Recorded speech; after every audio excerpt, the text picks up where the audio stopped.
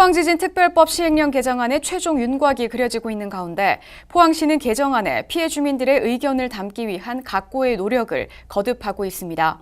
각계각층 인사들과 시민단체가 지진특별법 시행령 개정을 촉구하기 위한 총력전에 나섰습니다.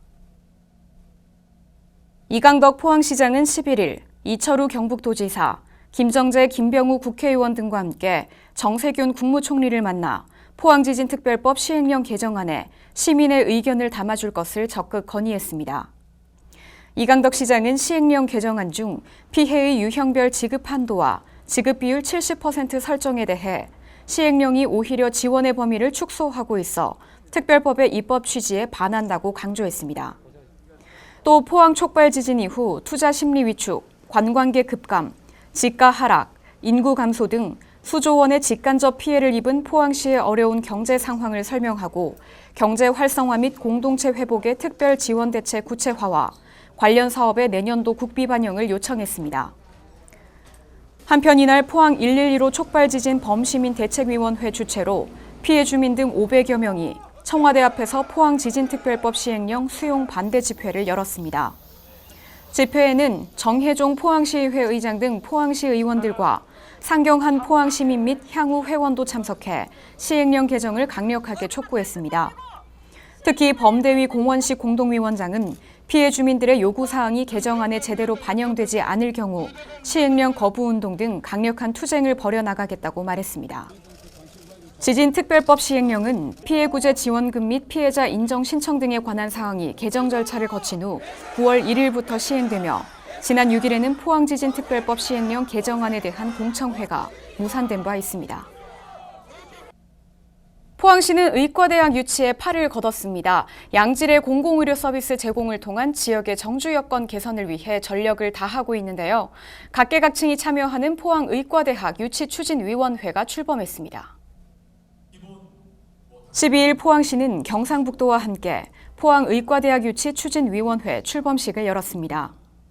이날 출범식은 포스텍의 의과대학 유치 추진 계획 보고, 의과대학 설립 공동 합의문 서명, 종합 토론 순으로 진행됐습니다. 또 각 기관 간의 정보 공유와 함께 지역의 취약한 의료 환경을 개선하기 위한 의과대학 유치가 필요하다는데 의견을 모았습니다.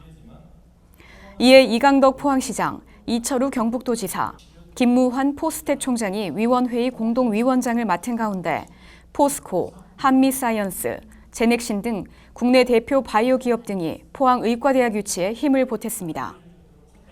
특히 포스텍은 양질의 공공의료 서비스 제공은 물론 신종 전염병 대응 의료기관으로서의 역할을 하며 지역 의료 격차 해소 및 공공의료 지원체계 혁신을 주도해 나가겠다고 말했습니다. 또 최첨단 스마트 병원 건립과 함께 바이오 인프라를 활용한 활발한 융합 연구를 수행하며 대한민국 바이오 의료 분야의 신성장 산업을 선도하겠다는 추진 계획을 발표했습니다. 포항의과대학 유치 추진위원회는 의대 유치 분위기 조성과 함께 중앙정부 등 관계기관과의 협력 네트워크 구축으로 대정부 건의 활동을 활발하게 전개하며 의과대학 유치에 최선을 다할 계획입니다. 환동의 중심도시 포항, 특히 포스트 코로나 시대를 대비한 포항의 도시발전 전략이 무척이나 중요한 시기입니다. 지난 13일 열린 제8회 환동의 국제심포지엄에서는 환동의 경제시대를 주도하기 위한 포항의 선도적 역할에 대한 다양한 의견을 들었습니다. 포항시는 13일 포스트 코로나 시대 환동해권의 초광역 협력 사업과 포항의 역할을 주제로 제8회 환동의 국제심포지엄을 개최했습니다. 이날 심포지엄에서 김봉현 제주평화연구원장은 인간과 생태가 공존하는 새로운 도시 모델과 4차 산업 플랫폼 기반 등 포항형 모델 구축이 필요하다고 강조했습니다. 또 바딤 슬랩첸코 한림대 교수는 한러 협력 강화에 대해 말했으며 예동근 부경대 교수는 해양 소프트 변경 시각으로 초국경 도시 공동 설계 및 개발 전략을 제안했습니다. 박찬욱 포스코 경영연구위원은 환동해와 4차 산업 융합도시로의 포항의 발전 전략을 제시했습니다. 주제 발표 이후 이어진 토론에서는 포스트 코로나 시대 환동해권의 경제 협력과 포항의 선도 전략에 대한 의견이 공유됐습니다. 포항시는 환동해권 지방도시들과의 협력 네트워크 구축 및 도시 간 상생 발전의 구상을 구체화하기 위해 물류뿐만 아니라 산업과 과학기술, 인적 교류 등 다양한 분야에서 발전의 원동력을 확보합니다. 이를 위해 시는 올해 10월 영일만항의 국제 여객 부두를 준공하고 내년 상반기에는 국제 여객 터미널 및 해경 부두를 착공할 계획이며 2020 동북아 CEO 경제 협력 포럼, 국제 페리선 유치 등으로 환동의 중심 도시로의 도약에 더욱 박차를 가할 방침입니다.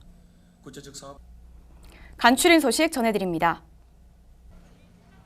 포항시는 코로나19 소규모 집단 감염과 가을철 재유행에 대비해 지난 10일부터 어린이집 방역 컨설팅단을 운영하고 있습니다.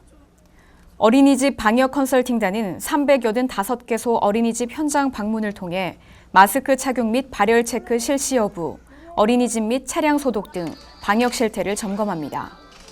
포항시는 올해 말까지 방역 컨설팅단을 운영하며 신뢰할 수 있는 보육 환경 조성을 위해 최선을 다할 계획입니다.